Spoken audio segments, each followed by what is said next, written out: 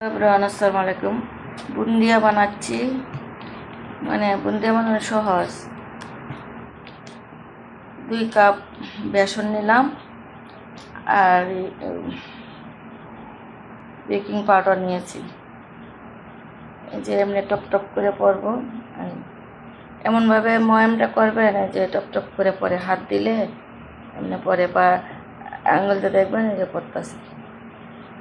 হ্যাঁ, আর একটু হালকা লবণ দিচ্ছি, আর কিচ্ছু না।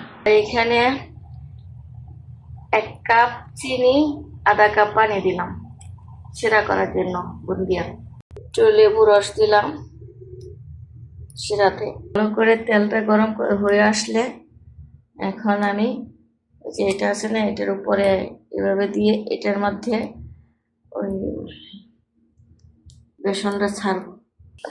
ছিদ্র ছিদ্র করে পড়ছে, ময়ামটা এমনভাবে করে নেবেন, এটা মানে বেসনটা এভাবে দিতে পড়ে যায় নিচে।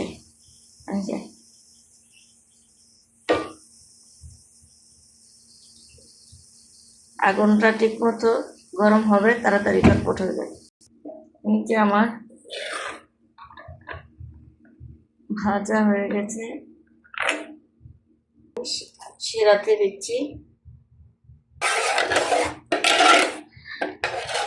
আমার গ্যাস সিলিন্ডার শেষ হয়ে গেছে, একটু বানাইতে গ্যাস আইনা পরে দেখাতে হবে আবার। কিন্তু বুঝছেন তো প্রসেসটা কেমনে বানান লাগে, সহজ। তাহলে শুধু একটু বেসন গলবেন হালকা লবণ দিয়ে, আর একটু বেকিং পাউডার দিবেন।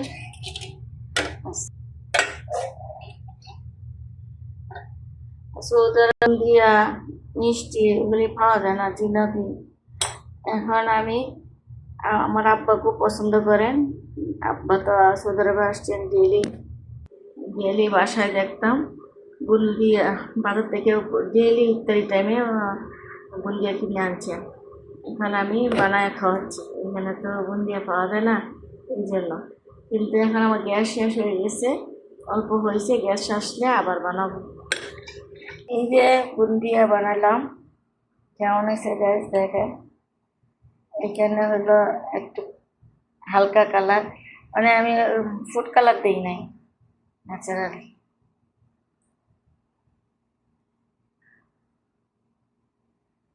কেমন হয়েছে, সহজ। মানে বেসনটা একটু হালকা লবণ দিবেন, আর বেকিং পাউডার দিয়ে এটা করবেন, এটা ব্যাটারটা করবেন, করে পরে বাস তেলের মধ্যে ভাজবেন। এভাবে আমি ভাজছি। আর শিরা 1 কাপ চিনি, আধা কাপ পানি, তাহলে শিরা হয়ে যাবে। কালারটাই আমার আব্বার জন্য উদ্দেশ্য করে বানাইছি। আব্বা মানে বাংলাদেশে তো কিনতে পাওয়া যায়, এখানে তো কিনতে পাওয়া যায় না। প্রতিদিনই আব্বা বুন্দি আনতেন, জিলাপি বুন্দিয়া, তার জন্য মানে মুড়ি দিয়ে বা খাইতেন।